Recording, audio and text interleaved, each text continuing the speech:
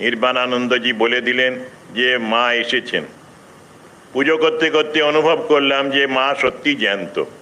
দশমীর দিনে পুজো করছি, শিব ঠাকুরকে স্নান করিয়ে চন্দন দেব, তারপরে পুষ্প দেওয়া হবে, বিল্লপত্র দেওয়া হবে। এর মধ্যেই একটা কালো রঙের ছেলে এসে পৌঁছলো, হাতে একটা সাটিনের জামা, গরিবের ছেলে। অত ভলেন্টিয়ার কিভাবে ও প্রবেশ করেছিল এখনো বিস্ময় হয় আমাদের। সে এসে তার শুধু হাতটা দেখেছিলাম, হাতে মানকচুর পাতায় শিবের পূজার উপযোগী বেলপাতা, আকন্দ ফুল, ধুতুরা ফুল, কলকে ফুল সব দিয়ে হাতটা রেখেছে সামনে। আমি ভাবছি পুষ্পশুদ্ধি হয়নি, কোথায় রাখবো? পুষ্পপাত্রে রাখবো?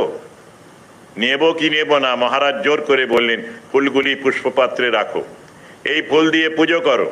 ততক্ষণে ছেলেটি তো অদৃশ্য হয়ে গেছে। তারপরেই উনি আমাকে জোর গলায় বললেন, জানিস শিব ঠাকুর তার পুজোর ফুল নিজে নিয়ে এসেছে।